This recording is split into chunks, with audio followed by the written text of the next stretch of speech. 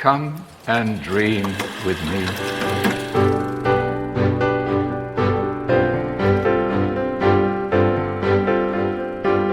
Hello and welcome to this What Do You Want to Watch discussion of our What Do You Want to Watch 2024 Fantasy Movie Game Draft. I'm your host, Ashley Hobley. Joining me today, Dylan Blight. Happy to be here and talk about how I won. I don't want to spoil anything, but that may or may not be the case. So yes, we're going to talk about some of the most eagerly anticipated movies of 2024. But first, let's look back at the results of 2023. And Dylan, it was a close run race. Last we left off, I was very concerned. I had a very slim lead. I think end of July, not long after Barbenheimer was a big thing. They were both steadily earning more and more money at the box office, earning you more and more points. And also, days before we recorded that episode, Dune 2 got delayed into 2024, thus ensuring I would get 0 points. So yes, if we had have ended the game with just those movies that we selected at the start of the year, you would have won 142 to 135. Unfortunately, we then selected 3 movies and a wildcard each, and things drastically changed. To move things along quickly, the final score was Dylan with 113 points, down from 142, just to point that out. And I finished on 161. I'm this year's winner of the Fantasy Movie League. Yeah.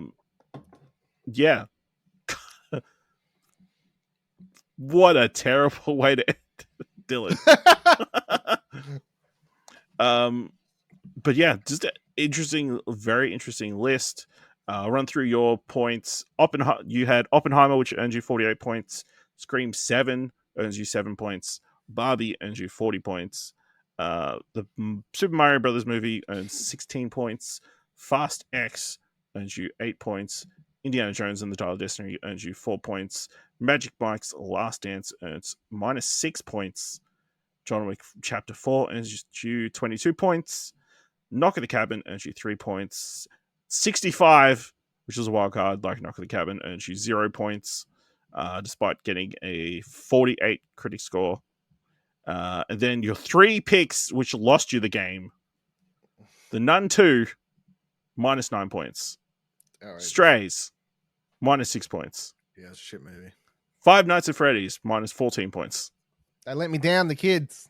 And then Haunted Mansion was your other wild card, so you got 0 for that. So yeah. On my front, I had Spider-Man Across the Spider-Verse earned me 42 points. Mission Impossible Dead Reckoning Part 1 earned 26. Doom Part 2 earned 0 points. Creed 3, 11 points. Guardians of the Galaxy Volume 3, 26 points. Elemental, 8 points. Asteroid City, 10 points. Ant-Man and the Wasp, Quantumania, -3 points. So, wasn't a perfect game. Shit movie. Then my 2 additional wildcards were Dungeons & Dragons Honor Among Thieves, which earned 14 points, and Cocaine Bear, which earned 1 point. Then my second round of picks were Teenage Mutant Ninja Turtles Mutant Mayhem, which earned 16 points, Napoleon, which earned 3 points, and The Creator, which earned 7 points. And my final wildcard, and the worst rated movie of our selections, was Rebel Moon Part 1, whatever it's called. Which got a 4.2 on Rotten Tomatoes. So yes, luckily I picked it as wildcard, so I didn't lose any points. But yeah, very fascinating. Other interesting tidbit. We picked 9 of the 10 top ranked box office movies of the year. The only one that wasn't on our list was The Little Mermaid, which would have netted someone 11 points. So I guess we're both sexist. Won me the game. It's true. But yeah, that's this year. So now we're at 1 apiece. So evens. So let's get into this year's edition of the Fantasy Movie League game. I've got 2 different descriptions of it. Different places. So I'll just quickly run over the rules. The scores for each film are based on the Rotten Tomatoes critic average rating. For every 0.1 above 6.0 a film gets, it earns 1 point. For every 0.1 below 6, it earns loses 1 point. If a movie doesn't release in the year, it gets treated as 6.0 and therefore 0 points. There's also special rules to make certain points worth more or less. If a film scores above a 8.0, every 0.1 over 8.0 is worth 2 points instead of 1. Meanwhile, for every 0.1 below 4.0, the loss of points is only half a point. Finally, there are bonus points based on worldwide box office ranking from Box Office Mojo. The film ranked 1 for the year earns 20 points, rank 2 earns 18, so on through to rank 10, earning 2 points. Each person selects 8 films and 2 wildcards at the start of the year, and pick 3 more films and 1 wildcard in the middle of the year. Any negative critic scores for the wildcard entries don't count. So I made a new adjustment for this year's edition of the game. This year, each person will select 2 wildcard films for each of these 4 film festivals taking place during the year. So we'll pick 2 wildcard films from Sundance, Cannes, Venice, and Toronto. Just, to shake things up and kind of, keep the game going during the year instead of just at 2 points. Kind of keep things interesting and kind of gauge your ability to tell whether something's going to be good or not. Okay? A little bit harder. Of course, to be eligible, the film must not have screened and been reviewed before selection. Of course, whoever's film picks net the most points wins. So yes, Dylan, as this year's loser, you get first pick. Dune 2. Son of a bitch. I had an inkling that would probably go first. Yeah, easily one of the most anticipated movies of the year. Go, baby. Sandworms. Sandworms. That not equal money and critics. Well, I will definitely be taking the clear number 2 pick, Furiosa, a Mad Max Saga. The latest George Miller film starring Anya Taylor-Joy, with Chris Hemsworth's nose an equals lead.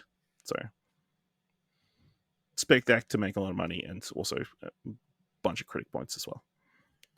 Dylan, what's the second pick? Into the Spider-Verse 3. Wow. Okay. Interesting, because you're the one who normally picks all the safe films. You think this is actually going to come out this calendar year? Yep. Okay. It is your Sony's funeral. got them whips out. They've got them whip out. No, nothing but crunch over it at Sony. Animators went on strike. Fuck, that's crazy. All right. My number 2 is going to be Mickey 17. So this is the new Bong Joon-ho film starring Robin Pattinson. The description is: a disposable employee is sent on a human expedition to colonize the ice world Niflheim. After one iteration dies, a new body is regenerated with most of his memories intact. So yeah, sounds like Bong Joon-ho's remaking Moon. So I'm here for it. That's my second pick. I'm going to go with Joker 2, Foils and Lady Gaga, Pokemon Snap. Foiled Dio. Yep, that one. Joker, we're not going to remember how to pronounce that until they say it in a bunch of trailers. Joker 2. I didn't really like the first one. It's overrated, but anyway, it's going to make money. It's going to be a musical, and people will like it probably. I don't know. Anyway, I'm excited for Lady Gaga. I mean, the only concern is it's releasing very late in the year, so I don't know how much money it's going to make, but it could get moved up. You don't know. It could. I mean, I will say I think this year's been the most challenging year to pick this list. Even though we've had a bunch of things that have affected the movie industry the last couple of years, I feel like we don't necessarily. There's not as many big budget like films to pick that will probably be All at I the top know of the is box office. if I did a most anticipated movie list of last year, it's weirdly how it looks the same this year. Yeah. All right. My third pick is going to be The Fall Guy, the David Leitch film starring Ryan Gosling as a stuntman in Australia. Yeah. Give it to me. All right, I'm going to go with Inside Out 2. Good pick. Let's see if Pixar can make money again. Well, it helps when I put the movies in the cinema, I hear. That does make things easier. Crazy concept. Crazy concept. And known franchise. That's a key thing. I feel like I'm gonna counterpick you and go Kung Fu Panda 4. Jack Blake ain't got nothing. Okay. I've got the feelings. It's been a while since everybody's seen that panda. I'm seeing that panda for a while. As I said, I've only watched the first one, so it's been a very long time. All right. What's number 5? Number 5. Now we're getting down to hard stuff, I feel. I'm going to go with Kingdom of the Planet of the Apes. That's a good pick. Those movies make money, and I'll review well. Of course, different director, but I have faith. Okay. I'm going to pick Deadpool 3.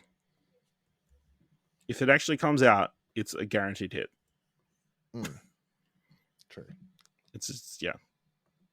Because there is, I don't think there is another superhero movie on the list for next year.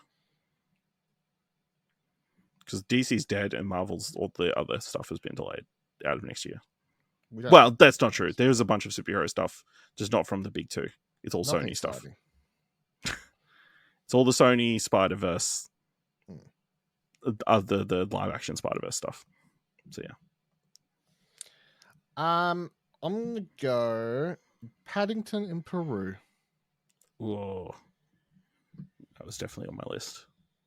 Don't think it has a release date, but no, it doesn't have a release date. But I think a lot of places I've seen have been confident it's coming out next year. Yeah, Paddington. I will go Ghostbusters Frozen Empire. Yeah. I think people liked the last one. Nah, not me. Is it? You didn't like it. But this one, they're not going to bring back dead people. Yeah, it seems like this one they're actually going in a kind of new direction. Not rehashing stuff we've seen before. So we'll see. What's the next pick? Civil War. Good pick. People are like, I don't want to watch it. It's going to remind me too much of the real world. Of real life. Vote against Trump, but then everyone's going to watch it anyway. So All right. All right. My next pick is going to be Challenges, which is the Zendaya tennis movie that got delayed into next year. Clearly they've got a lot of faith that it's going to be good, so that's why they delayed it. I'm going to go Imaginary. Wow. I'm going to go that's this year's Meg, I guess. Megan? Wait. Yeah. Which Megan. Which one are you thinking of? Or is it If? Which one's the horror movie about the imaginary friend? Yeah, Imaginary is the horror movie one. Yeah, that one. That one. Okay. Just wanted to clarify. Yeah, not the other one. Not the imaginary friend. The From the Mind of John Krasinski. No, Imaginary. Yeah. So I'm gonna go. It's this year's like horror PG-13 horror story success that like Meg had. I've still got a lot on this list that I could put here. All right. My last normal pick, I will go with Ballerina, which is the upcoming John Wick spin-off starring Ana de Armas in the role that they should have just had her playing more of Bond. It should have been a Bond spin-off, but apparently it's a John Wick spin-off. All right, Dylan, what is your first wild card? Love Lies Bleeding. Wow, okay. It's on the wild card. I know it's going to be good. I mean, yeah, I wasn't expecting it to be used here. Why not? Because it's going to be at Sundance. That's where it's debuting, so I thought we were going to save it for that. But yeah, there you go.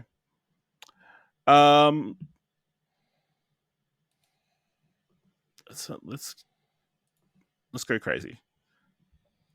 My first wildcard is the untitled Universal Monsters film, done by the guys behind Scream 6, starring Miss LaBrea, which does not yet have a title, but does have a date. So, are you allowed to do that? They just haven't said what the actual movie's called, but it's dated. It's on the list. Okay. I gave you all the details about what it is, okay, except the title. I feel like the title's an important part. I don't know what else to tell you. The title. I don't know what else I can tell you. All right, Dylan, what's your second and final wild card for the start of the year?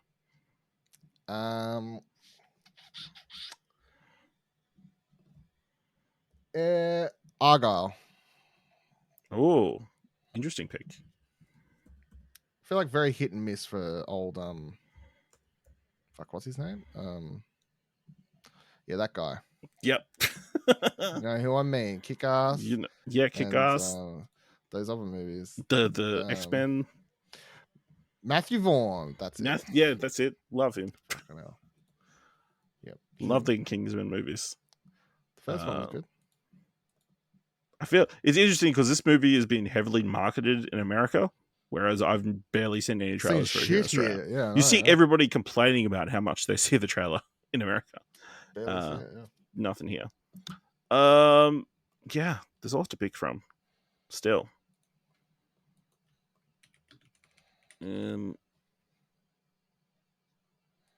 think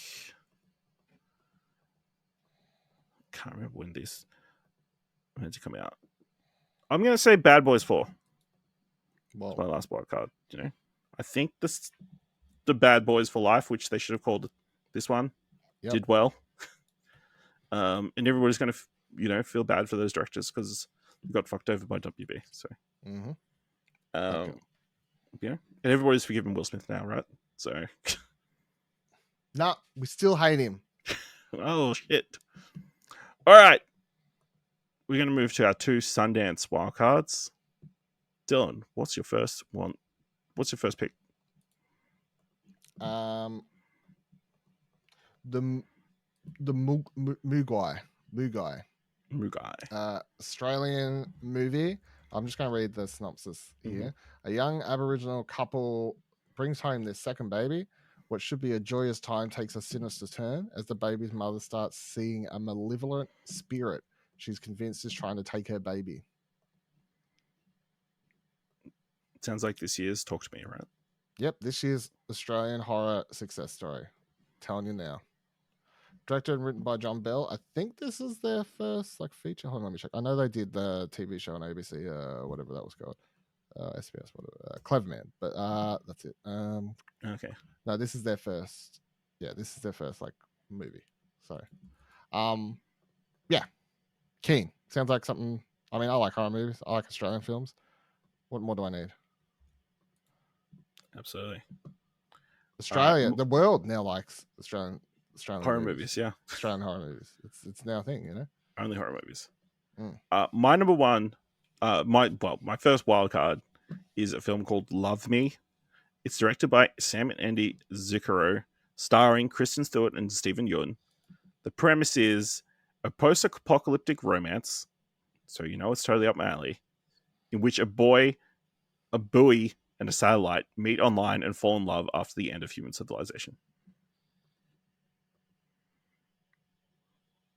Yep. Guaranteed to be a success. That's the kind of wild, crazy stuff that succeeds at Sundance. Gets a bunch of votes. Dylan, what's your number? What's your second and final pick? Wildcard pick for this year, the start of the year. Okay, so I put down 2 for each festival, but you just meant like 2 from the first 2 festivals. Okay. 2 from each festival. It's going to be. Okay. I'm gonna go winner, which is so it is starring Amelia Jones's Reality Winner, which I watched that movie with Sydney Sweeney, but that was based entirely real time around like her arrest. This seems like a straight up like more biography one. It's also got Catherine Newton, Connie Britton, Zach Galifianakis, a bunch of bigger names and stuff like that. Seems to be going for more of a straight up biography. It's been pitched as a comedy though, which is interesting to me. But and it is being it says directed black comedy. So I guess. It's being directed. Is she directed? Yeah, so it's being By directed Susanna by the Fogel. writer of Booksmart. So I mean, yeah, I'm down. I like all the people in it. The story is continuously interesting to me, like part of recent American just history, I guess. I don't know, just interesting little story about this person. So I'm keen for that. I'll go that. No, yeah, definitely good pedigree here. Then Fogel also did Cat Person, which I think was a Sundance hit last year. Yeah. So yeah, that's a good pick. Geez, it's tough. There's a couple of interesting films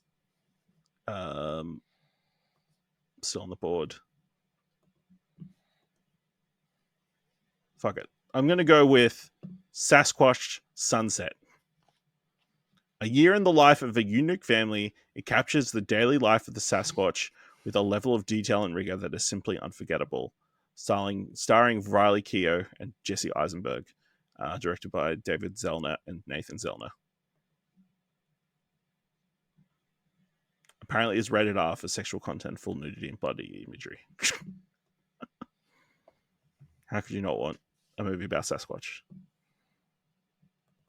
This year's The Shape of Water. Maybe. All right. So that's all our picks for this year. How confident are you feeling? Very. Confident. Overly confident. Yes, I agree. Yeah. I'll also shout out a couple of other.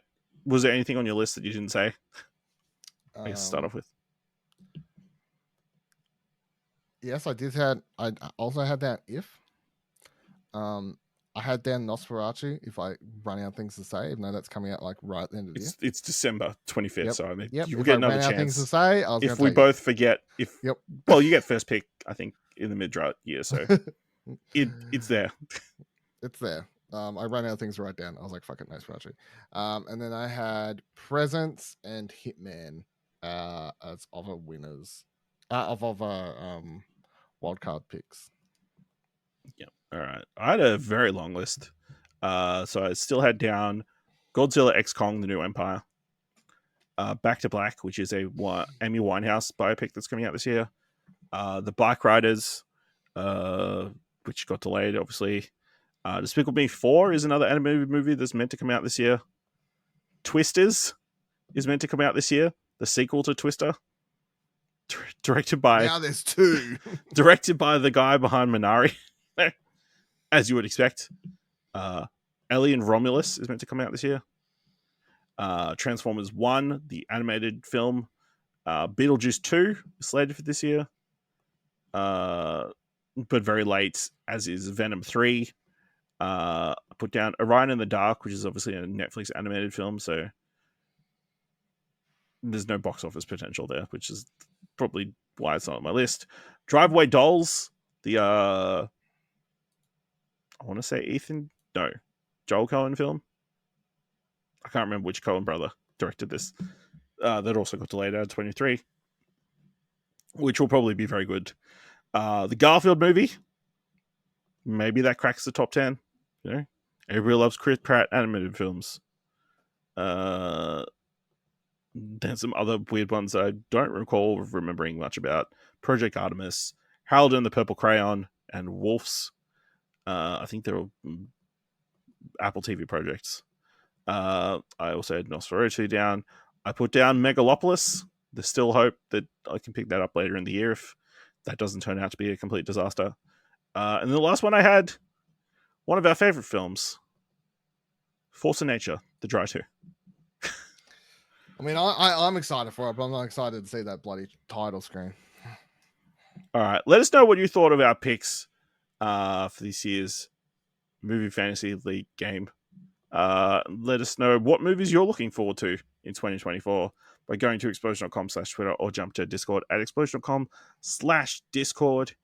If you want to help us out here at One More Watch, leave us a review on Apple Podcasts or on Podchaser. Leave us 5 stars. Anyone can leave 5 stars or just tell people about the show. And if you've enjoyed this episode, thought it was worth $1, head on over to our Ko-fi page at explosion.com/support. Thank you very much for listening. Until next time, keep watching stuff, I guess.